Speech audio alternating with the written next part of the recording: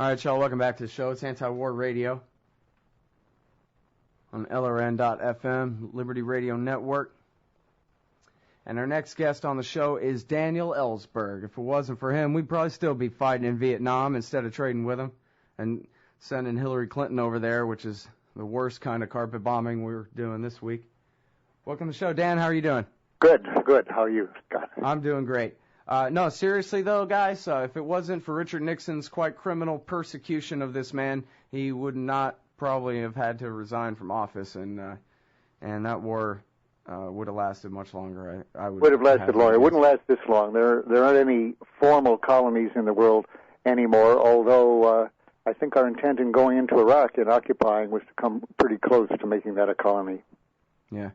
Well, and of course, and the parallel with Afghanistan. Yeah, exactly. The parallel with Afghanistan, and especially you have Pakistan there serving as the perfect Cambodia with the Ho Chi Minh Trail and the Northwestern Territories and all the rest of this.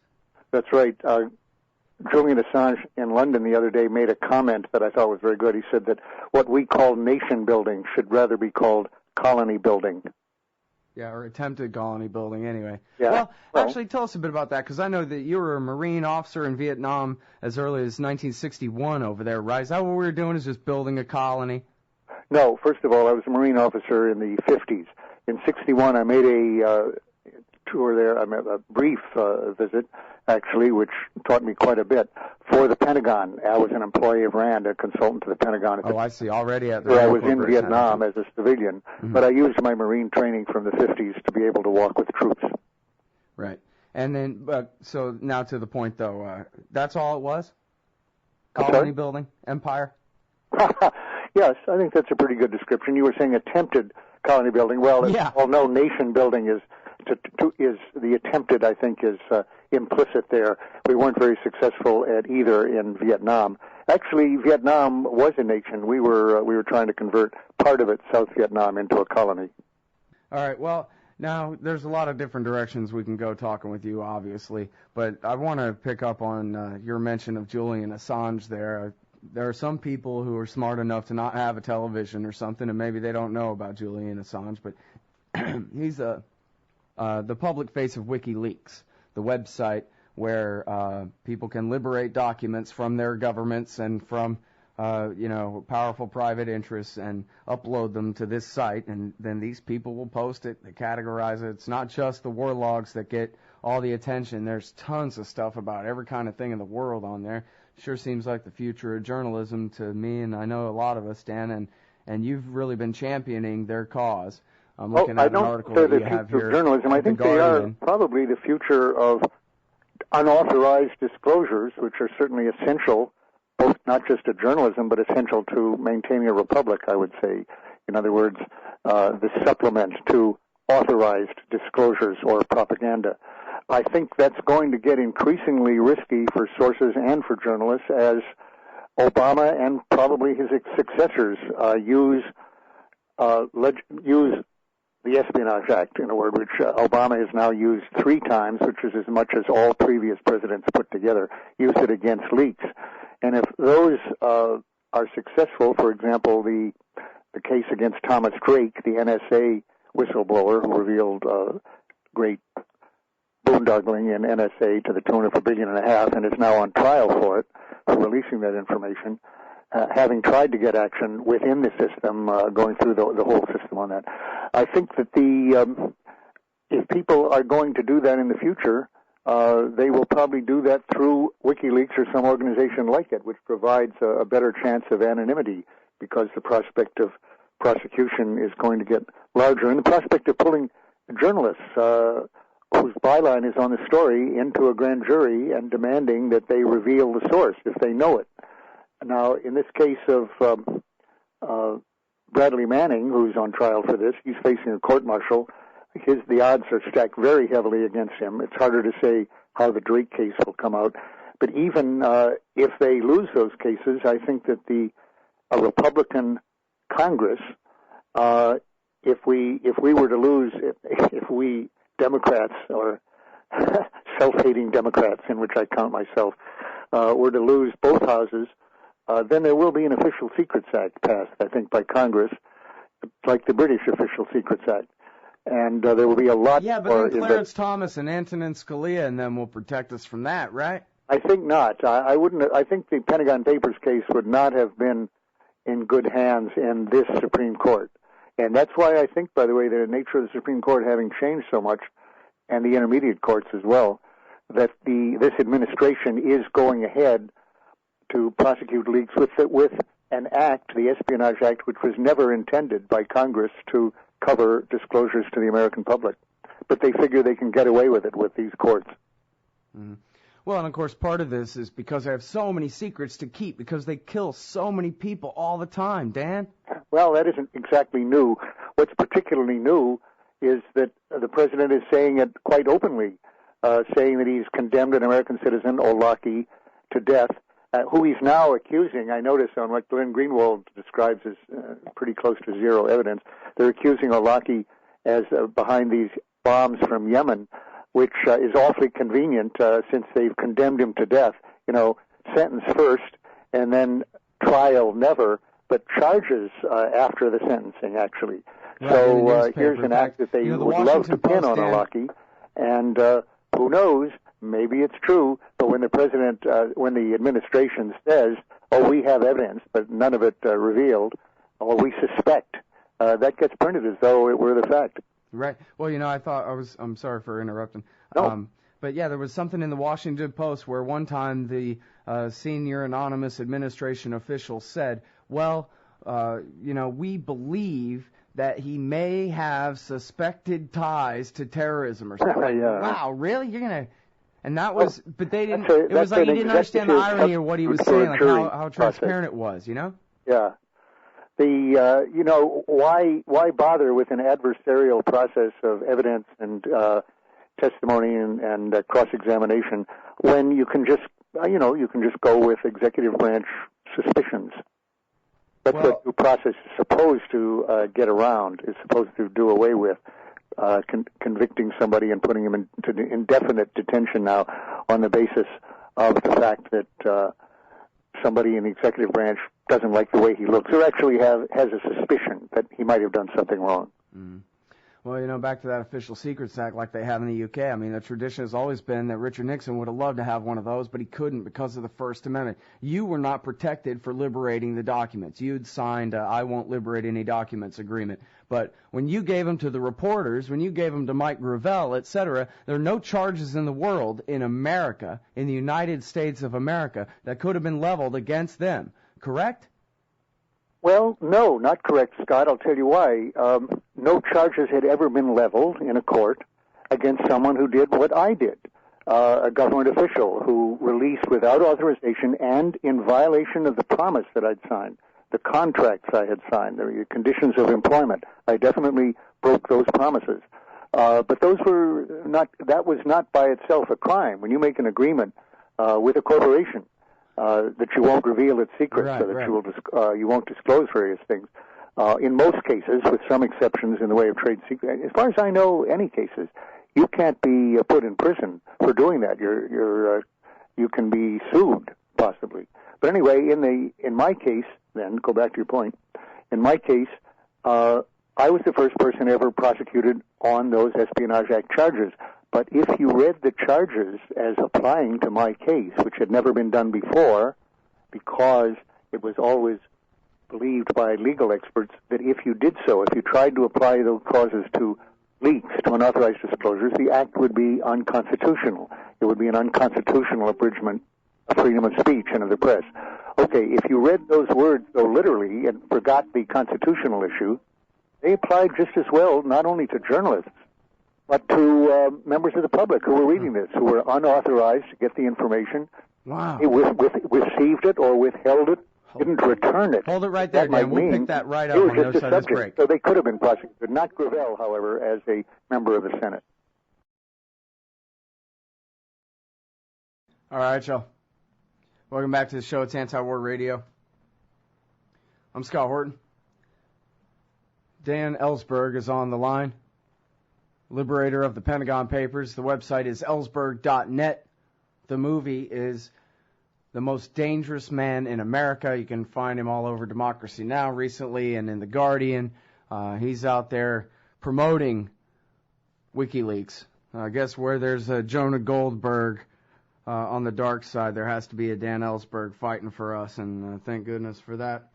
Now, Dan, on the other side of the break there, you were saying that the I forget, the Espionage Act, I guess, that was used against you, or whichever, you can clarify, but you were saying that the law that was used against you was so... The way the Department interprets it, it would apply, in a word, to journalists, and it would even apply to readers, although that would be a reductio ad absurdum. They wouldn't want to go to that extreme, but if the language that applies to journalists who receive this classified information or information relating to national defense without authorization and hold it, possess it, and do not return it, whatever that means, be pretty hard in the case of WikiLeaks with digital data here to return it, but after it's gone out especially. But that would apply just as well, as I say, to readers, and has to be judged constitutionally on that ground just as well. Mm-hmm. Well, has the Supreme Court ever ruled on this kind of thing? No, it hasn't, because the one case that led to a jury conviction, which was the case of Samuel Loring Morrison in 1985, was refused review by the Supreme Court, and was generally regarded by a lot of civil liberties lawyers as bad law at the time, that they hoped would be reversed. That hasn't happened, but there was not a flood of, there was one more case brought after that, and that was against the AIPAC members, the American Israel Public Affairs Committee people, which I felt was unlikely to go to jury trial, as if Israel were actually a foreign power here. I thought that was unlikely to happen, and Obama did kill that. But in that case, they did put on trial people who simply received the information and passed it on.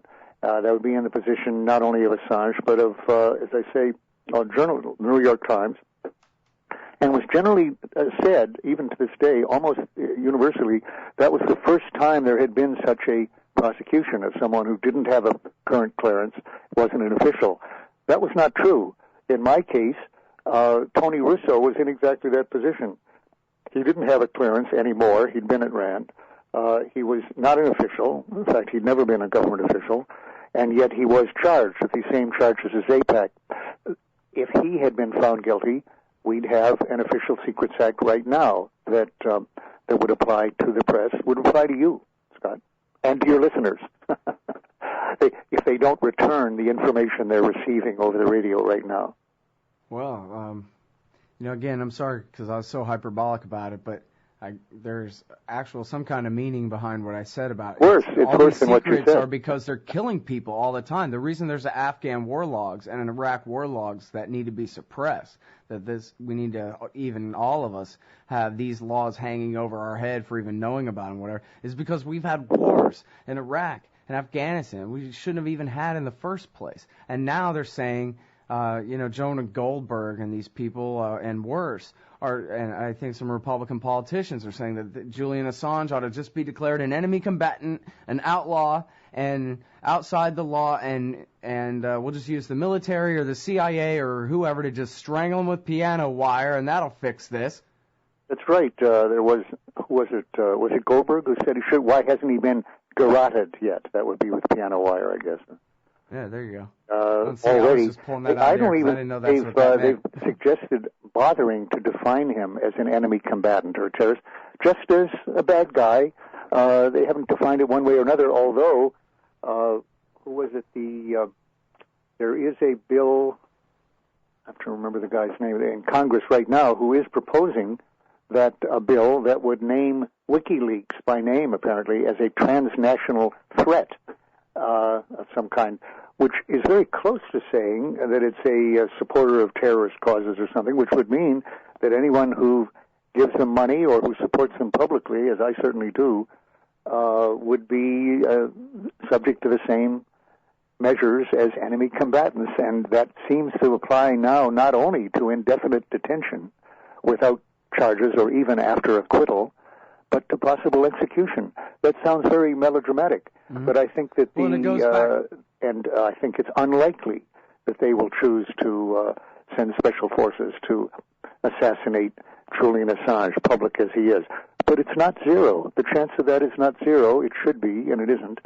And moreover, what I really want to draw attention is to the situation we're in today, where a president of the United States, with no apology and no embarrassment, feels free to make such a directive to execute Olaki in this case, without trial, without charges, without due process, absolutely openly. Richard Nixon sent a hit gang, a hit mob of former Bay of Pigs veterans to incapacitate me, Daniel Ellsberg, on the steps of the Pentagon on May 3rd, 1972. But he did that covertly. It was a big secret. And when it finally came out, it was one of the factors in charges that faced him with impeachment. It wasn't even like a covert action, like in a finding, CIA, kill Ellsberg. It was just like, hey, kill Ellsberg. No, just, well, they didn't say kill. As the prosecutor, William Merrill, told me when I asked, what does that mean, incapacitate? That's the word they used. He said, well, that's the word they used. But they were just these guys never used the word kill. He said they use euphemisms of neutralize, terminate with extreme prejudice, take care of, as you say, rid me of this troublesome leaker.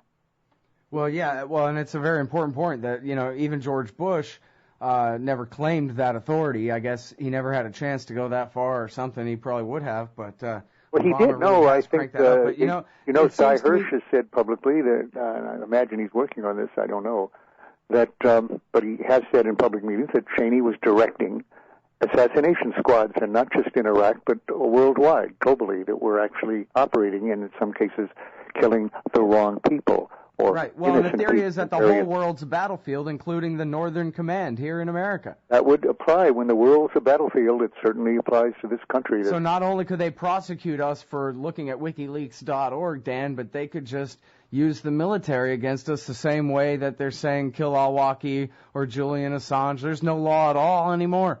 Well, right now, there's a cyber command that almost surely is working at the problem, military people now working at the problem of somehow stopping the WikiLeaks operation, which apparently, I don't know the technology, apparently is very hard to do. So, especially when it's not based in this country.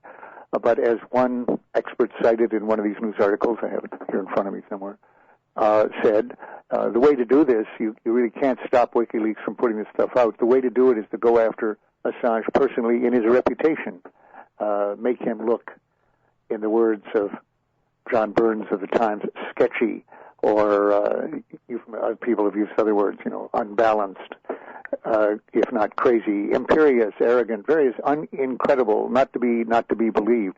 Attack the messenger, in other words, which again was done. They tried to do that against me without finding apparently what they wanted to find when they went into my former doctor's office and looking to blackmail me into silence. But they didn't find information that they felt they needed to impugn me entirely.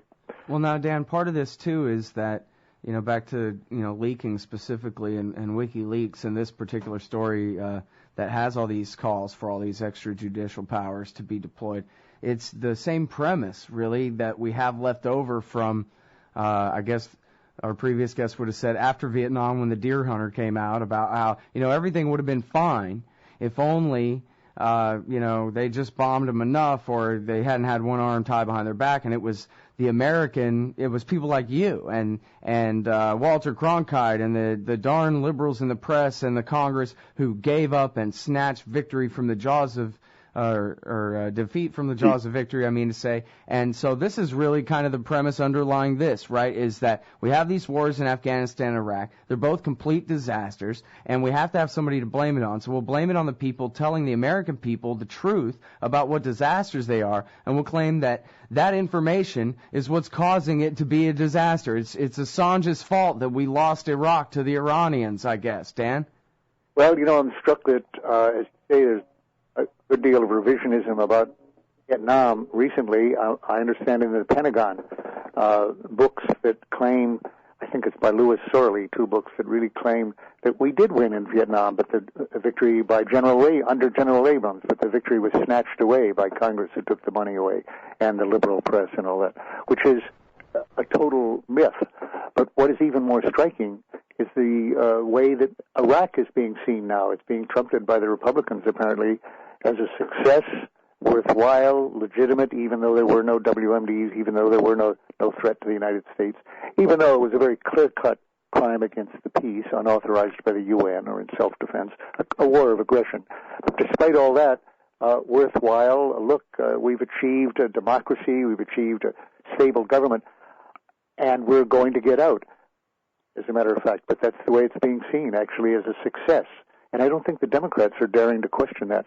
Now, when the WikiLeaks logs on the Iraq War and show that the minimum measure of civilian deaths over there is 125,000 deaths, of which 15,000 had never been reported before these logs in the press. 15,000 deaths, five 9/11s, or 30 My Lais. The Pentagon says, well, that's not news. But where it might be regarded as news is to bear on this question of whether this particular war of aggression was necessary, worthwhile, when you look at the human costs of it. Well, and Bradley Manning, who you mentioned, who's the young man accused by the military of liberating these documents and giving them to WikiLeaks to share with us all, according to his chat logs as published by Wire magazine, he had a crisis of conscience because he was ordered to help round up and arrest people, one of whom was guilty only of writing an editorial piece against Nouri al-Maliki, questioning Nouri al-Maliki, where did the money go, or something like that. And he said to his commanding officer, hey, this terrible thing is happening, what do I do? And his commanding officer said, keep your mouth shut and get back to work, right. Meaning go back and continue rounding up and arresting innocent people and destroying their lives. And he wrote, so that was when I wondered, well, wait a minute, if we're the good guys, how come we're doing the wrong thing here? And this is what led him, he said, to do this, was he had a crisis of conscience about the war going on there. And so, to wrap it up, Dan, yeah. Well, he said that what he had there, and apparently there's more to come, revealed crimes of various kinds that should be known to the American people and not just covered up. Well, now we know part of that. The Iraq war logs reveal a tremendous pattern of criminal behavior in terms of torture, partly by Americans and British directly, but in particular, at a very large scale, by the Iraqis to whom we turned over suspects or prisoners, knowing that they would be tortured. In many cases, it turns out from the logs, with Americans present while this extreme torture was carried on. It's our legal obligation as a state under treaties to investigate and prosecute any such behavior and to stop it, to do what we can to stop it. Instead, it was covered up, and the order was given, and this is news, the order was given again and again, and do not investigate, do not pursue this with the Iraqi, that's an illegal order, and the behavior was illegal. So, in the face of this, the Pentagon spokesperson, Jeff Morrell, said on a program in which I was on, I heard him say, we don't see any evidence of war crimes in this. Well, he's either a total liar or totally blind to the very blatant implications of all this, and he really needs to go no further than to go in the Pentagon to the judge advocates of the various services and ask them whether they fail to see war crimes in this. I'm sure that they've said right along that even the practices that we call, extended interrogation, enhanced interrogation, that sounds like a vitamin added, doesn't it? Enhanced interrogation, were illegal, were torture that was illegal. They were saying that, and they were simply overruled by Cheney and Bush and Rumsfeld. But in this case, the evidence is there.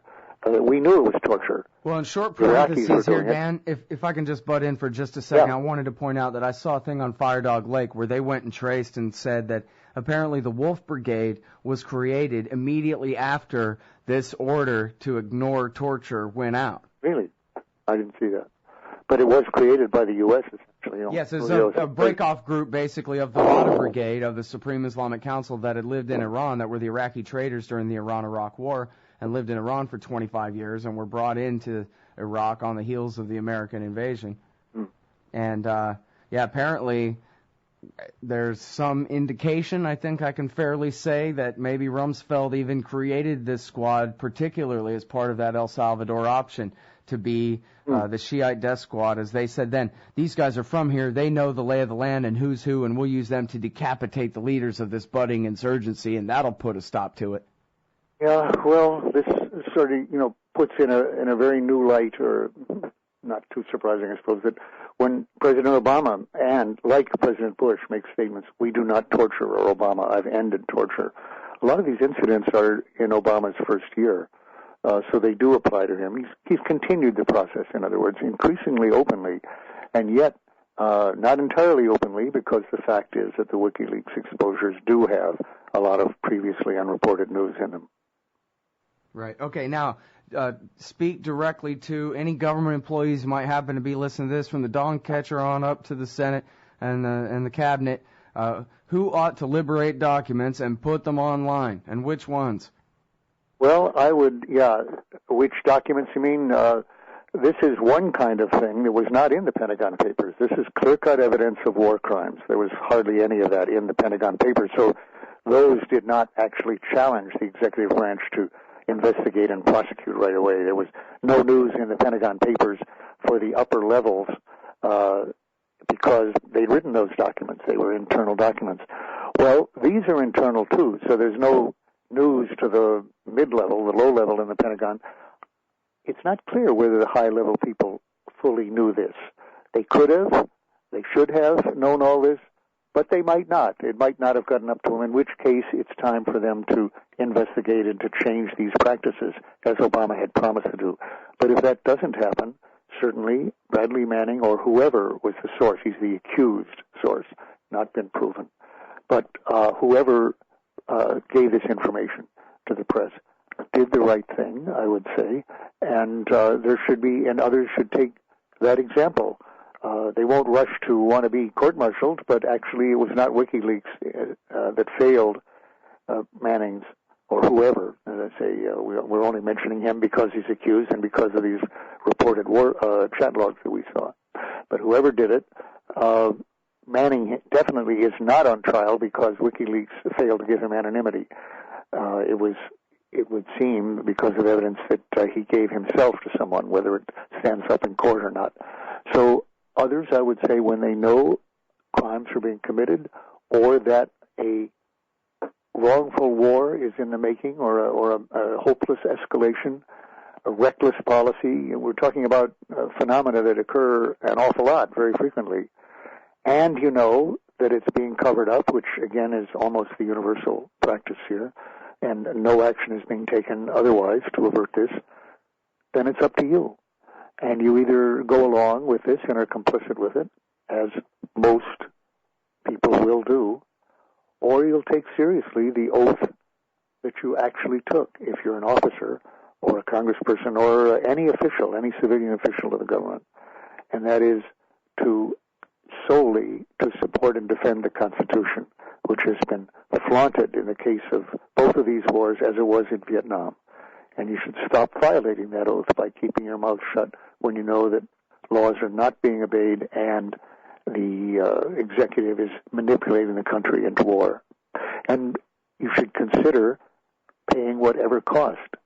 Now, Manning in a court-martial may actually, if they prove the charges against him, as I say, the cards are stacked against him in a military court, but if they prove those charges, he may very well be given a life sentence. He's not facing that at this moment, but there is reportedly a lot more to come. Well, apparently it's got 50 or 60 years worth of charges on a 23-year-old now, guy. but that's just the beginning.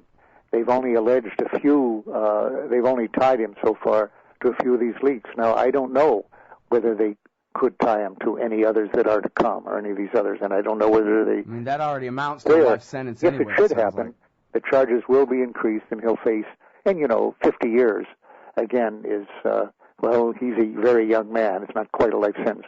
I think he will be facing a life sentence. The point I wanted to go to was, I certainly faced a life sentence, 115 years.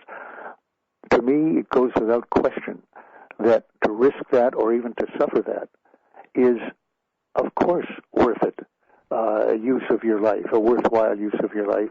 Mostly we're talking about people who give their life for Hamid Karzai or Nouri al-Maliki at this point. That's right. This is, I'd say, a much better cause, no question about it, to save a lot of lives and to preserve the best aspects of our Constitution and of the Bill of Rights.